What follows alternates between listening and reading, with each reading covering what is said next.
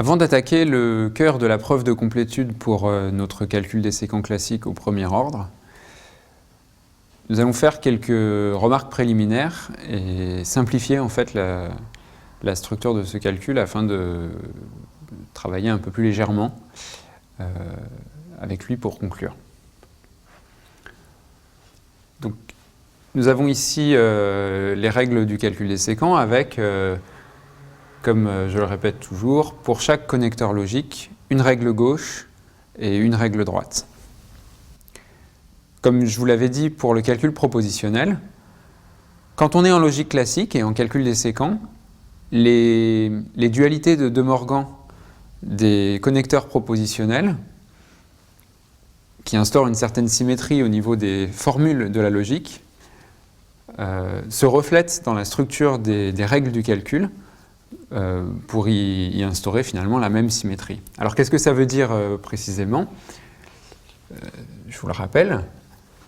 Par exemple, si on considère le connecteur E, son connecteur dual c'est le OU, parce que la négation de A et B c'est la négation de A ou la négation de B. Donc, si on pousse les négations, on échange le OU et le E, quand on élimine les négations. Donc OU et E sont duaux dans la syntaxe, dans les formules, mais on a aussi une certaine symétrie ici entre les règles droite du E et gauche du OU, et de la même façon, la règle gauche du E et droite du OU. Donc, la règle droite du E, par exemple, introduit un branchement, puisque si on veut prouver phi et psi, il faut prouver phi et il faut prouver psi. Et de façon tout à fait symétrique, la règle gauche du OU introduit un branchement, puisque si on a comme hypothèse phi ou psi, on peut procéder en démontrant notre séquent dans le cas où on a phi et dans le cas où on a psi. Et ce type de symétrie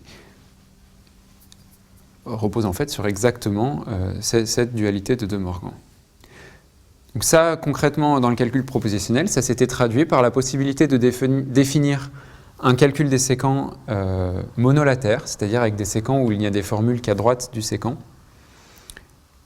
et d'énoncer un résultat disant que ce qui est dérivable dans le calcul bilatère, donc avec des formules à gauche et à droite, c'est exactement la même chose que ce qui est dérivable dans le calcul monolatère, modulo une mise en forme normale négative, c'est-à-dire une élimination des négations. Puisqu'on parle des négations, je réalise que dans ce rappel des règles, j'ai justement, comme par hasard, oublié la règle de négation, que je rappelle les règles de négation, que je peux rappeler tout de suite. Tout simplement, la négation fait passer les formules de gauche à droite du séquent. Si on a une hypothèse qui est une négation non phi, on peut continuer en plaçant phi en conclusion. Donc ceci, c'est mes règles gauche et droite pour la négation. Alors construisons maintenant le calcul monolatère associé à celui-ci, avant d'énoncer précisément en quel sens c'est fondamentalement le même calcul. Alors pour faire le calcul monolatère, c'est très facile. On prend uniquement les règles droites, fondamentalement, et on enlève la partie gauche des séquents. Donc je vais commencer par les règles logiques, puisque c'est celle où cette méthode de construction s'applique les yeux fermés. Pour la conjonction, par exemple, je prends cette règle, j'enlève les gammas. Donc j'obtiens phi et psi delta, phi delta, psi delta. Pour la disjonction, phi ou psi delta, j'ai une formule à prouver parmi un certain nombre de possibilités. Je la décompose en ces deux sous-formules. Maintenant, je peux prouver celle-ci ou celle-là. Enfin, la disjonction des deux, puisque fondamentalement, la virgule dans la partie droite du séquent est une disjonction. Le pour tout et le il existe, ça va se passer pareil. Pour tout x, phi delta, on va avoir une règle qui permet de ramener ça au séquent simplement phi delta, avec la condition de fraîcheur qu'on avait précédemment sur la règle du quantificateur universel qui demande que la variable x liée ici n'apparaisse pas libre dans delta.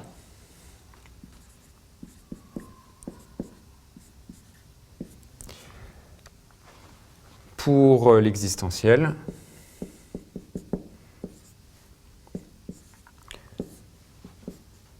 on instancie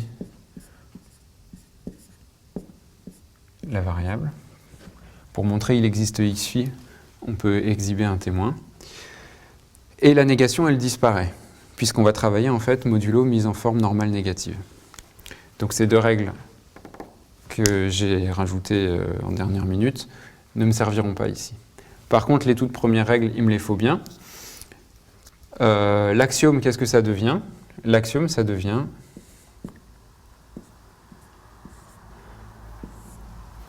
tout simplement ceci. En fait, je vais l'écrire un tout petit peu différemment. Donc,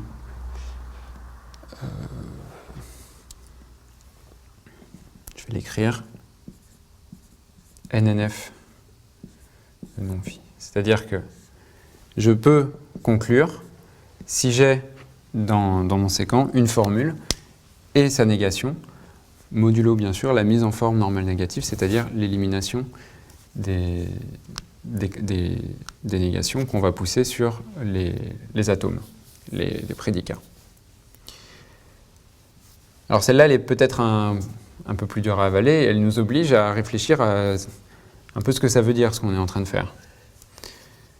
Et une façon de la comprendre, en fait, c'est qu'avant, la règle axiome exprimait que phi implique phi, finalement, puisqu'on avait phi à gauche du séquent implique phi à droite du séquent, si on ignore le reste de la conjonction ici et le reste de la disjonction ici. Maintenant, ce que la règle axiome exprime, c'est phi ou non phi. Mais finalement, en logique classique, on sait très bien que non A ou B, c'est la même chose que A implique B. Et donc phi ou non phi, c'est rien d'autre que phi implique phi, l'axiome. Voilà, et finalement, j'ai mes règles de contraction qui sont absolument pas surprenantes. Avant, on pouvait contracter, c'est-à-dire dupliquer une formule à gauche et à droite. Maintenant, on va le faire uniquement à droite, puisqu'il n'y a plus de gauche. Voilà, donc ça c'est ma règle E, où pour tout, il existe axiome et contraction. Comme d'habitude, j'ai omis les règles pour les unités, c'est-à-dire le vrai et le faux. On pourrait rajouter une règle pour le vrai, qui dit que quand il y a le vrai parmi les séquents, on peut conclure, mais comme je ne l'ai pas mise à gauche, je ne vais pas la mettre à droite. Et donc le résultat sur ce nouveau calcul, c'est celui-ci.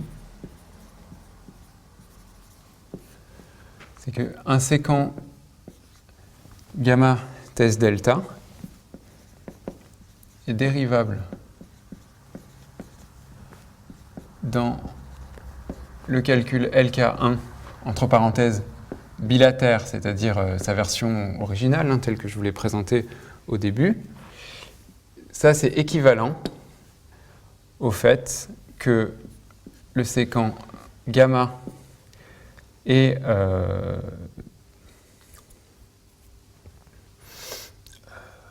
on va l'écrire comme ça, la négation de delta soit dérivable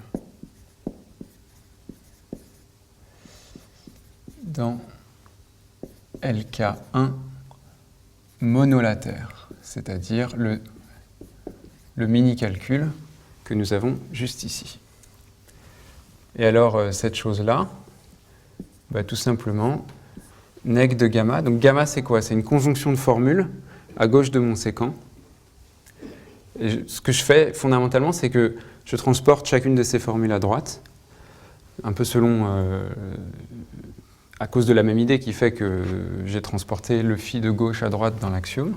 Je transporte chacune de ces formules à droite en ajoutant une négation et je fais une mise en forme normale. donc la négation de je sais pas, phi1, phi-n, ici, c'est la mise en forme normale négative de non phi1.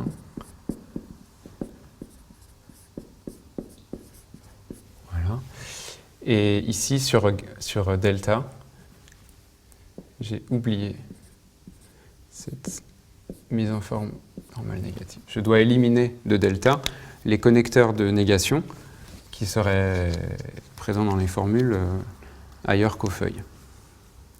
Donc cet énoncé, c'est exactement le même que celui qu'on avait pour le calcul propositionnel, et il se démontre de la même façon. Donc je ne vais pas m'attarder dessus.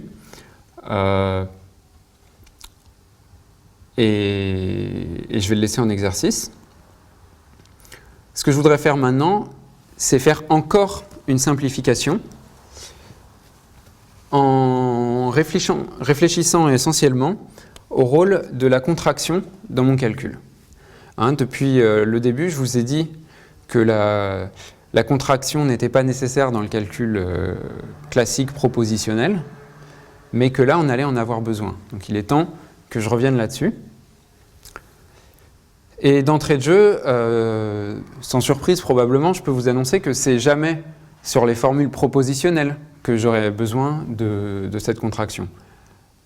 Ce qui est assez intuitif, puisque finalement, si jamais on a une formule qui est une disjonction dans un séquent, et qu'on s'amuse à la dupliquer, qu'est-ce qu'on pourra faire sur ces deux copies de la disjonction?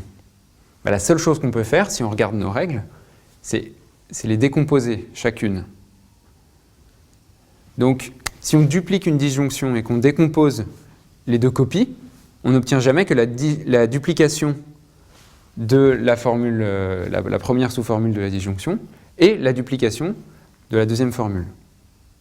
En d'autres termes, j'aurais aussi bien pu effectuer ma règle OU avant de dupliquer les sous-formules résultantes. Et en appliquant le même argument maintenant aux sous-formules, si jamais elles-mêmes sont propositionnelles, on a ici l'essence de l'argument qui nous fait sentir que la contraction ne sera jamais utile sur ce fragment de la logique.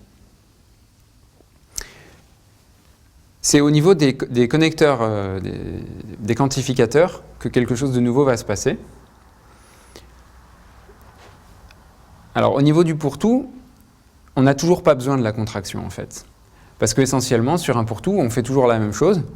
Donc si c'est pour introduire le x en vérifiant qu'il est frais ou en renommant si besoin, comme c'est la seule chose qu'on peut faire sur une formule quantifiée universellement, ça ne sert à rien de la dupliquer pour ensuite faire la même chose sur les deux copies. Encore une fois ici, on aurait pu introduire le pour-tout avant de dupliquer. Donc la duplication est toujours redondante, ne permet pas de prouver plus de choses quand elle est appliquée sur un pour-tout. Là où ça va devenir très important, par contre, c'est sur l'existentiel. Il ne reste plus que lui, de toute façon. Quand on a une formule quantifiée existentiellement, on peut choisir de l'instancier par un certain t. Et en fait, dans une même preuve, ça peut être absolument fondamental d'instancier un existentiel un coup par un certain t, et puis une autre fois, sur une autre copie de l'existentiel obtenue, si besoin, par une contraction, sur une autre copie, on peut avoir envie de choisir un certain t'. Donc ça, c'est absolument fondamental pour ne pas perdre de preuve. Et donc du point de vue de la complétude, on va vouloir le garder. En fait, c'est la seule chose qu'on va vouloir garder. Et ça, on va l'exprimer avec une restriction encore, une rigidification supplémentaire de ce calcul. Donc, avant cela, je voudrais juste vous montrer un exemple illustrant la nécessité de faire une contraction sur une formule existentielle.